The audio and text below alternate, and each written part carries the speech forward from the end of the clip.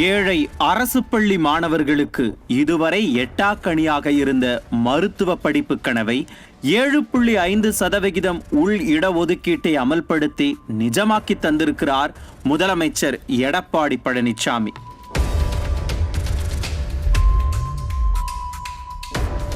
மாண்புமிகு ஐயா அவர்கள் இந்த 7.5% இடஒதுக்கீட்டினால என் பொண்ணுக்கு மருத்துவ படிப்பு கிடைக்க வாய்ப்பு கிடைச்சிச்சு.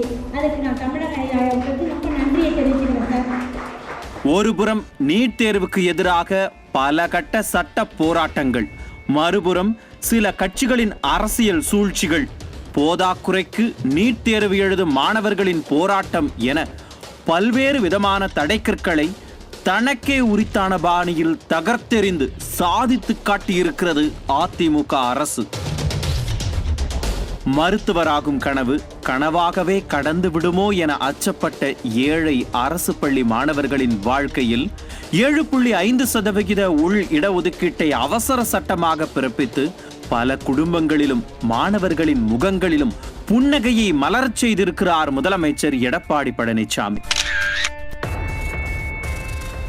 உயிர் காக்கும் மருத்துவ படிப்பில் இந்திய அளவில் நுழைவுத் தேர்வு இருக்கும் போது தமிழக அரசு கொண்டு வந்துள்ள 7.5% உள் இடஒதுக்கீடு எந்த வகையில் பயனளிக்கும் என்பதை பாமர மக்களுக்கும் புரியும் வகையில் சற்று விரிவாக பார்ப்போம். +2 பொதுத் தேர்வை கடந்து வரும் அனைத்து மாணவ மாணவிகளின் லட்சியமாக கனவாக இருப்பது மருத்துவ படிப்பு. சிறு வயது முதலே மருத்துவராகும் லட்சியத்தோடு படிப்பை தொடரும் மாணவர்கள் மத்தியில் எல்லோராலும் அந்த இலக்கை அடைய முடிவதில்லை. தமிழ்நாட்டில் ஆண்டொன்றுக்கு 7 லட்சம் மாணவர்கள் +2 பொதுத் தேர்வு எழுதி கல்லூரி படிப்பை நோக்கி வெளிவருகின்றனர். ஆனால் தமிழ்நாட்டில் மொத்தமாக 41 பொது மருத்துவக் கல்லூரிகளும் 20 பல் மருத்துவக் கல்லூரிகளும் இருக்கின்றன. இவற்றில் அரசு மற்றும் தனியார் கல்லூரிகளில் மொத்தமாக 4797 MBBS இடங்களும் 1257 பல் மருத்துவக் கல்லூரி இடங்களும் உள்ளன. இதில் 15% இடங்கள் மத்திய அரசு ஒதுக்கீட்டிற்கு அளித்தது போக மீதமுள்ள இடங்கள் மாநில அரசு ஒதுக்கீட்டின் கீழ் வரும். சில ஆண்டுகளுக்கு முன்பு வரை மருத்துவ படிப்புகளான MBBS, BDS சேர்க்கை +2 பொதுத் தேர்வு மதிப்பெண்களின் அடிப்படையிலேயே நடைபெற்றது. அரசு பள்ளியில் பயின்ற மாணவர்கள் தனியார் பள்ளிகளில் பயின்ற மாணவர்களுக்கு இணையாக அதிக மதிப்பெண்கள் பெற்று மருத்துவக் கல்லூரிகளில் சேர்ந்து படிக்கும் வாய்ப்பை பெற்றனர். கடந்த 2012ஆம் ஆண்டு ஏழை மாணவர்களின் முயற்சிகளுக்கெல்லாம் முட்டுக்கட்டை போடும் விதமாக திமுக காங்கிரஸ் கூட்டணி ஆட்சியால் நீட் எனும் மருத்துவ படிப்பிற்கான தகுதி மற்றும் நுழைவுத் தேர்வு கொண்டு வரப்பட்டது. நீட் தேர்வுக்கு முன்பு ஒரு சில பல்கலைக்கழகங்களில் மருத்துவ படிப்பிற்கு நுழைவுத் தேர்வுகள் நடைபெற்றாலும் அவை அனைத்தும் நமது பாடத்திட்டங்களை அடிப்படையாக கொண்டு நடத்தப்பட்டவையே. NEET national eligibility cum entrance test எனும் தேர்வை இந்திய மெடிக்கல் கவுன்சில் அப்போதைய காங்கிரஸ் அரசின் பரிந்துரையின் பேரில் நாடு முழுவதும் அமல்படுத்த திட்டமிட்டது. ஆனால் தமிழ்நாடு, கேரளா, கர்நாடகா போன்ற பல்வேறு மாநிலங்கள் அதற்கு எதிர்ப்பு குரல்களை ஒலிக்க விட்டன.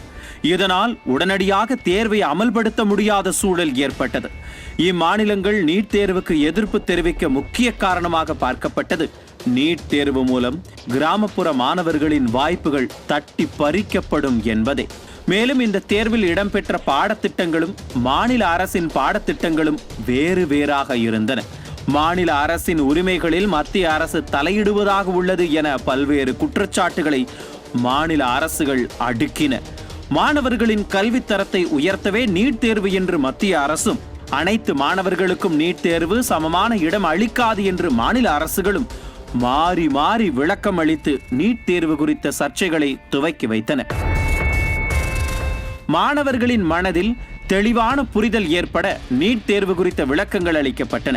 நீட் தேர்வில் இயற்பியல் மற்றும் வேதியியலிலிருந்து தலா 45 கேள்விகளும், உயிரியலிலிருந்து 90 கேள்விகளும் என மொத்தமாக 180 கேள்விகள் இடம்பெற்றன.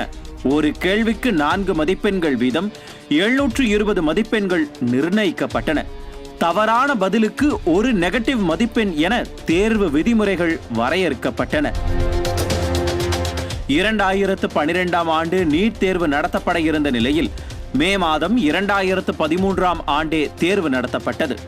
எனினும் நீட் தேர்வை ரத்து செய்ய கோரி உச்சநீதிமன்றத்தில் 115 மனுக்கள் அளிக்கப்பட்டன. மனுக்களை விசாரித்த நீதிமன்றம் நாடு முழுவதும் மருத்துவ சேர்க்கைக்கு ஒரே தேர்வு நடத்தப்படுவதை ஏற்க முடியாது என கூறியது. மேலும் நீட் தேர்வு நடைமுறை அரசியல் அமைப்புக்கு எதிராக இருப்பதை கூறி தடை விதித்தது. பலவிதமான சட்ட நடைமுறைகளுக்கு பிறகு ஏப்ரல் 2016ஆம் ஆண்டு நாடு முழுவதும் நீட் தேர்வு நடத்த 5 நீதிபதிகள் அடங்கிய உச்சநீதிமன்ற அமர்வு அனுமதி வழங்கியது. இதனையடுத்து களத்தில் இறங்கிய இந்திய மருத்துவ கவுன்சில் நீட் தேர்வில் தேர்ச்சி பெறும் மாணவர்களே மருத்துவ சேர்க்கைக்கு அனுமதிக்கப்படுவார்கள் என திட்டவட்டமாக அறிவித்தது.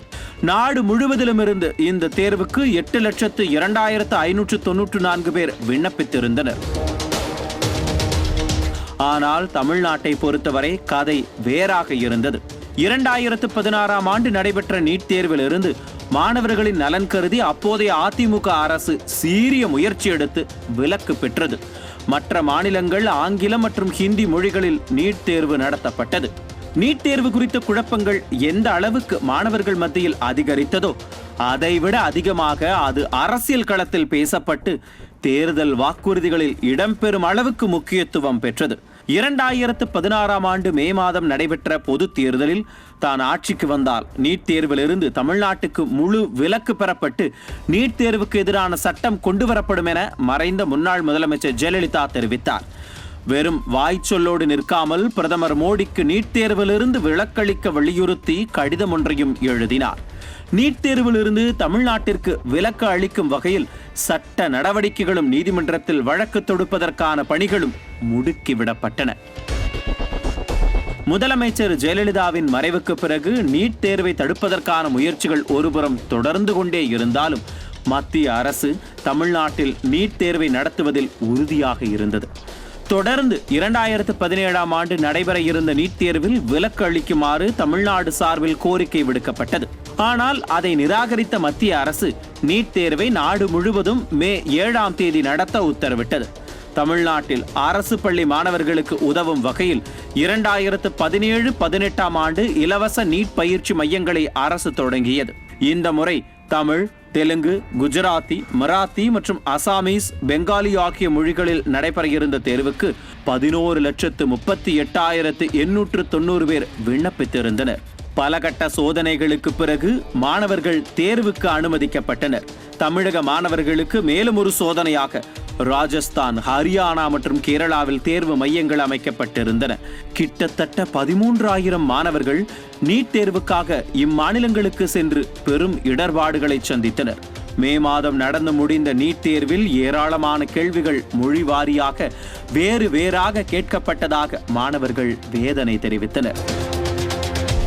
அதே சமயம் முதலமைச்சர் எடப்பாடி பழனிசாமி நீட் தேர்விலிருந்து விலக்கு அளிக்கும் வகையில் சட்ட முன்வரைவுகளை சட்டசபையில் கொண்டு வருவதற்கான ஏற்பாடுகளை செய்ய உத்தரவிட்டார்.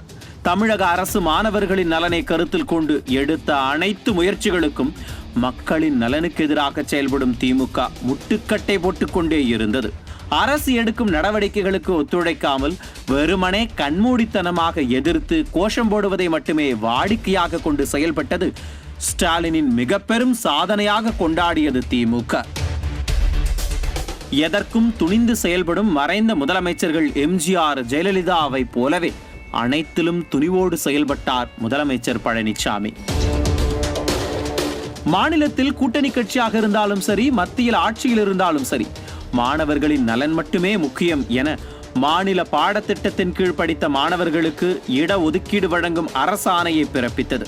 அதே சமயம் நீட் தேர்வில் பல்வேறு குளறுபடிகள் நடந்ததாக கூறிய சென்னை உயர்நீதிமன்றம் மே 26ஆம் தேதி நீட் தேர்வு முடிவுகளை வெளியிட தடை விதித்தது. ஆனால் சென்னை உயர்நீதிமன்றம் விதித்த தடைக்கு ஜூன் 12, 2017ஆம் ஆண்டு உச்சநீதிமன்றம் இடைக்கால தடை விதித்தது. நீட் தொடர்பான செய்திகள் அனுதினமும் பரபரப்பாக பேசப்பட்டன. தமிழக அரசின் முயற்சிகளுக்கு மேலும் பின்னடைவாக ஜூலை 14, 2017 வந்தது ஒரு செய்தி. தமிழ்நாட்டில் உள்ள மருத்துவக் கல்லூரிகளுக்கான மாணவர் சேர்க்கையின் போது மாநில பாடத்திட்டத்தின் கீழ் படித்த மாணவர்களுக்கு 80% இடஒதுக்கீடு அளிக்கும் வகையில் மாநில அரசு பிறப்பித்த அரசாணை ரத்து செய்யப்பட்ட செய்திதான் அது. தமிழக மாணவர்கள் மத்தியில் இது பேரிடியாக விழுந்தது. ஜூன் 23ஆம் தேதி நீட் தேர்வு முடிவுகள் வெளியிடப்பட்டன. இதையடுத்து ஜூலை 25, 2017 நீட் தேர்விலிருந்து தமிழகத்திற்கு விலக்கு அளிக்க வகை செய்யும் தமிழக அரசின் சட்ட மசோதாவுக்கு குடியரசுத் தலைவரின் ஒப்புதலை பெற்றுத்தர நடவடிக்கை எடுக்குமாறு டெல்லியில் பிரதமர் நரேந்திர மோடியை சந்தித்து தமிழக முதல்வர் எடப்பாடி பழனிசாமி வலியுறுத்தினார். ஆனால் திமுகவோ அரசை குறை கூறுவதை தவிர்த்து வேறு எந்த ஒரு முயற்சியையும் எடுக்கவே இல்லை. தமிழக அரசின் முயற்சிகளால் ஆகஸ்ட் 13, 2017 தமிழக மருத்துவக் கல்லூரிகளில் உள்ள இடங்கள் தனியார் மருத்துவக் கல்லூரிகளில் அரசுக்கு ஒதுக்கீடு செய்யப்படும் இடங்களுக்கு மட்டும் நீட் தேர்விலிருந்து விலக்களிக்கும் அவசர சட்டம் கொண்டு வந்தால் அதற்கு ஒத்துழைக்க மத்திய அரசு தயாராக இருக்கிறது என்று மத்திய அமைச்சர் நிர்மலா சீதாராமன் தெரிவித்தார். இதையடுத்து ஆகஸ்ட் 14ஆம் தேதி நீட் தேர்வு முறையிலிருந்து நடப்பு கல்வியாண்டில் மட்டும் விலக்களிக்க வகை செய்யும் அவசர சட்டத்தின் வரைவை மத்திய அரசின் ஒப்புதலுக்கு தமிழக அரசு அனுப்பி வைத்தது. அரசின் முயற்சிக்கு இந்த முறை உச்சநீதிமன்றம் முட்டுக்கட்டை போட்டது. ஆகஸ்ட் 22ஆம் தேதி நீட் தேர்விலிருந்து தமிழகத்துக்கு விலக்களிக்க முடியாது என்று உச்சநீதிமன்றம் உத்தரவிட்டது. மேலும் நீட் தேர்வு அடிப்படையிலேயே மாணவர்களுக்கான சேர்க்கையை வரும் செப்டம்பர் 4ஆம் தேதிக்குள் நடத்தி முடிக்க வேண்டும் என்றும் உத்தரவிட்டது. ஒருபுறம் நீட்டை எதிர்த்து சட்ட போராட்டமும், மறுபுறம் மத்திய அரசு மற்றும் நீதிமன்ற உத்தரவை மதித்து செயல்படுத்த வேண்டிய கட்டாயத்திற்கும் தள்ளப்பட்டது தமிழ்நாடு அரசு. ஆகஸ்ட் 23ஆம் தேதி மருத்துவ படிப்புக்கான மதிப்பெண் பட்டியல் வெளியிடப்பட்டது. அதை அடிப்படையாக கொண்டு மருத்துவ மாணவர் சேர்க்கை நடத்த திட்டமிடப்பட்டது.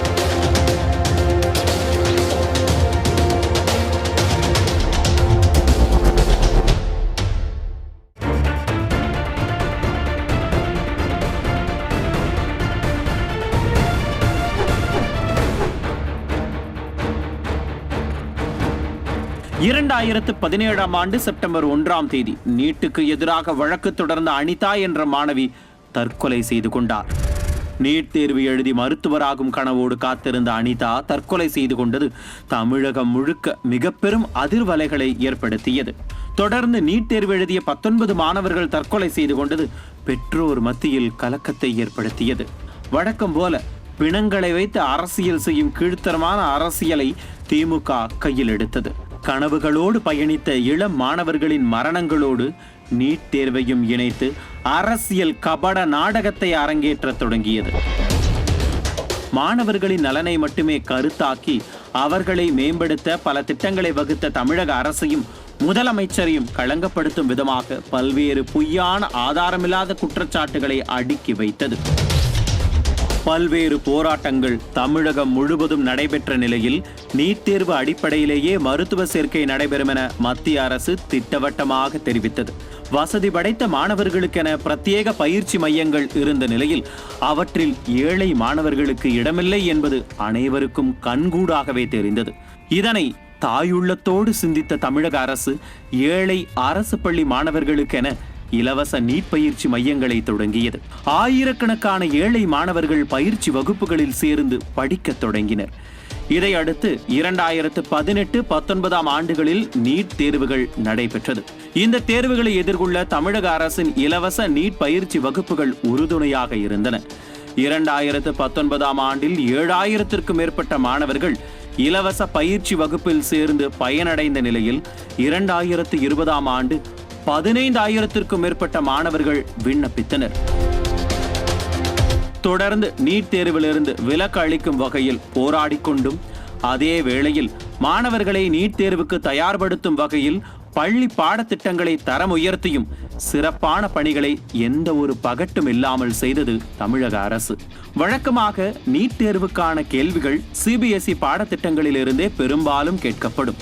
அதனால் அதைவிட தரம் வாய்ந்த பாடத்திட்டத்தை உருவாக்க வல்லுநர்கள் குழு அமைக்கப்பட்டு சிறந்த முறையிலான பாடத்திட்டங்கள் உருவாக்கப்பட்டன.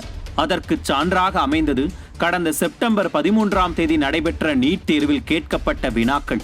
14,37,000 பேர் எழுதிய நீட் தேர்வில் 95% கேள்விகள் தமிழக அரசு பாடத்திட்டங்களில் இருந்தே கேட்கப்பட்டதாக பெருமிதம் கொண்டனர் வல்லுநர் குழுவினர். நீட் தேர்வில் இடம்பெற்றிருந்த உயிரியல் பிரிவில் கேட்கப்பட்ட 90 வினாக்களில் 87 வினாக்கள் தமிழக அரசு வடிவமைத்திருந்த பாடத்திட்டத்தில் இருந்தே கேட்கப்பட்டிருந்ததாகவும், வேதியியல் பாடத்தில் இடம்பெற்றிருந்த 45 வினாக்களில் 43 வினாக்களும், இயற்பியல் பாடத்தில் கேட்கப்பட்ட 45 வினாக்களில் 44 வினாக்களும் நம் மாநில பாடத்திட்டத்தின்படி கேட்கப்பட்டதாக தெரிவித்தனர். திமுக தலைவர் கருணாநிதி அறிமுகப்படுத்திய தரமில்லாத சமச்சீர் கல்வி திட்டத்தில் இருந்து நீட் தேர்வில் கேட்கப்படும் கேள்விகளுக்கு அடிப்படையாக இருக்கும் அளவிற்கு கல்வி தரத்தில் மாறுதல்களை மேற்கொண்டு மாணவர்களின் திறனை மேம்படுத்தி இருக்கிறது அதிமுக அரசு என்றால் அது மிகையாகாது. இந்நிலையில்தான் தகவல் அறியும் உரிமை சட்டத்தின் கீழ் தமிழ் வழி கல்வியில் பயின்ற பள்ளி மாணவர்கள் எத்தனை பேர் மருத்துவக் கல்லூரிகளில் சேர்ந்திருக்கிறார்கள் என்ற கேள்வி எழுப்பப்பட்டது. அதற்கு பதிலளித்து கல்வி இயக்குநரகம் ஒரு புள்ளி விவரத்தை வெளியிட்டது. அதில் 2015 முதல் 2018 வரை தமிழ் வழியில் படித்த 1205 மாணவர்கள் மருத்துவக் கல்லூரிகளில் சேர்ந்திருப்பதாகவும், நீட் தேர்வுக்கு முன்பு 2015ஆம் ஆண்டு 510 பேரும் 2016ஆம் ஆண்டில் 537 பேரும் சேர்ந்ததாக தகவல் அளித்தது. 2017ஆம் ஆண்டு நீட் தேர்வு கொண்டு வரப்பட்ட பிறகு 52 பேரும், 2018இல் 106 பேரும் தமிழ் வழியில் பள்ளி படிப்பை முடித்து மருத்துவக் கல்லூரிகளில் சேர்ந்ததாக தெரிவித்தது. இந்த தகவலை ஆதாரமாக கொண்டு நீட் தேர்வில் தேர்ச்சி பெற்று மருத்துவ படிப்புகளில் சேரும் அரசு பள்ளி மாணவர்களின் எண்ணிக்கை மிக குறைந்த அளவிலேயே இருப்பதாக பல்வேறு அரசியல் கட்சியினர் குற்றஞ்சாட்டினர். இதனை உற்று நோக்கிய தமிழக முதலமைச்சர் பழனிசாமி மாணவர்களின் நலனை கருத்தில் கொண்டு வரலாற்று சிறப்பு மிக்க ஒரு முடிவை எடுத்தார். அதன்படி அரசு பள்ளி மாணவர்களுக்கு மருத்துவ சேர்க்கையில் உள் இடஒதுக்கீடு வழங்குவதற்காக சிறப்பு விதியின் கீழ் சட்டசபையில் அறிவிப்பு ஒன்றை வெளியிட்டார். மேலும் இடஒதுக்கீடு பற்றி ஆராய்ந்து அரசுக்கு பரிந்துரைக்க ஓய்வு பெற்ற நீதிபதி கலையரசன் தலைமையிலான குழுவை கடந்த மார்ச் 21ஆம் தேதி அமைத்து உத்தரவு பிறப்பித்தார். இந்த குழுவில் சுகாதாரத்துறை செயலாளர், பள்ளிக் கல்வித்துறையின் முதன்மை செயலாளர், சட்டத்துறை செயலாளர் உள்ளிட்டோர் உறுப்பினர்களாக நியமிக்கப்பட்டனர். இந்த குழு சமூக ஆர்வலர்கள், கல்வியாளர்கள் உள்ளிட்டோரிடம் கருத்துக்களை வாங்கி முதலமைச்சரிடம் 2020 ஜூன் 8ஆம் தேதியன்று அறிக்கையை சமர்ப்பித்தது.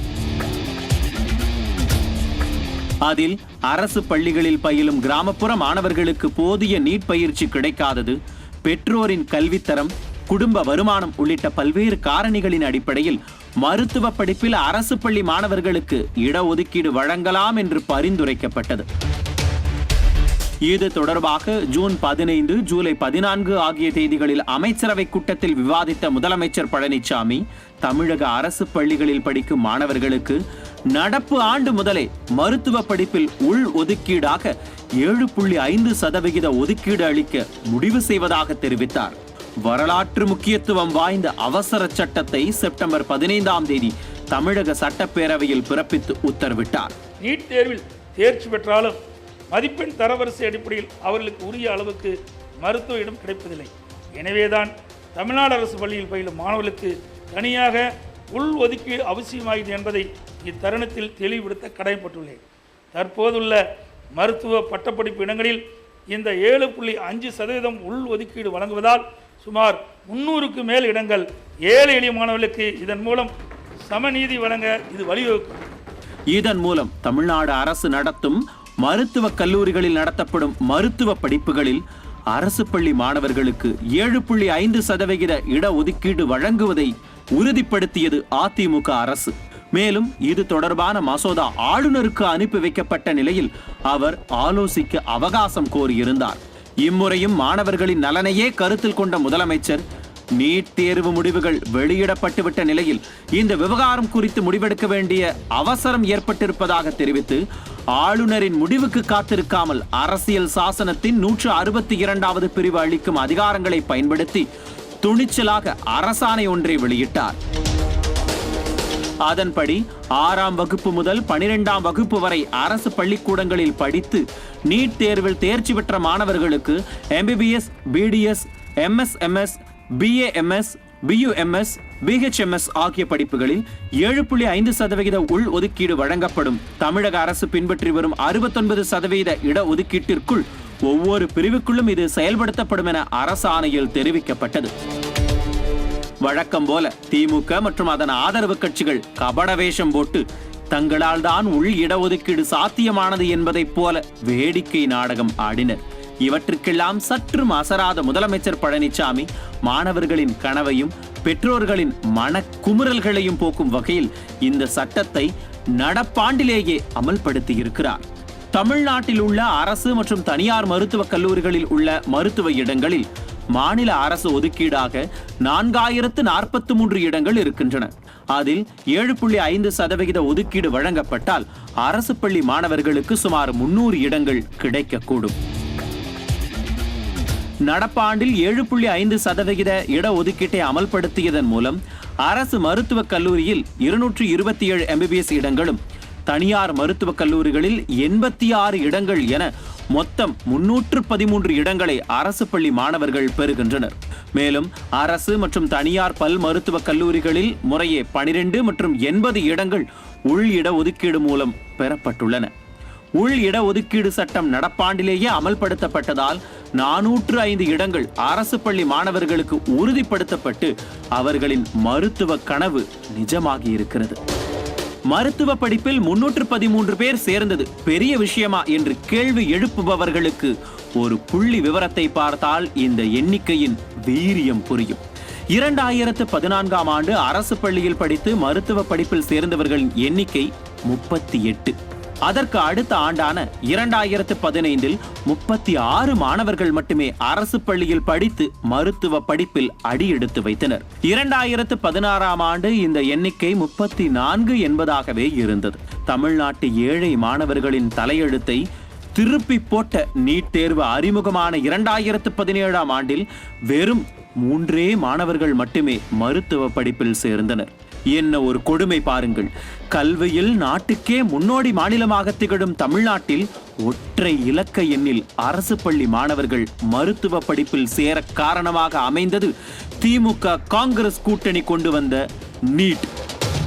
2018இல் 5 மாணவர்கள், 2019இல் 6 மாணவர்கள் என மீண்டும் ஒற்றை இலக்கத்தில் அரசு பள்ளி மாணவர்கள் மருத்துவக் கல்லூரிகளில் சேர முடிந்தது.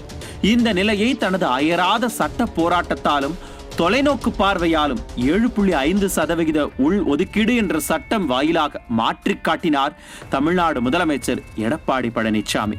இந்த உள் ஒதுக்கீட்டின் வாயிலாக நடப்பாண்டில் அரசு பள்ளிகளில் படித்து இன்று மருத்துவக் கல்லூரிகளில் சேர்ந்துள்ள மாணவர்களின் எண்ணிக்கை 313. 2017இல் 3 இருந்த எண்ணிக்கை இன்று 313 மாறி இருக்கிறது, உயர்ந்திருக்கிறது. இந்த மந்திரத்தை நிகழ்த்தி காட்டியது எந்த மந்திரவாதியும் அல்ல, அப்பழுக்கில்லா அரசியல்வாதி நமது முதலமைச்சர் எடப்பாடி பழனிசாமி. தற்போது விதைக்கப்பட்ட இந்த இடஒதுக்கீடு விதை நாளை அரசு பள்ளி மாணவர்கள் மருத்துவராக சேவையாற்றும் போது விருட்சமாக விரிந்து நின்று பல உயிர்களை காக்கும் என்பது காலம் நமக்கு உணர்த்தும் மகத்தான உண்மையே.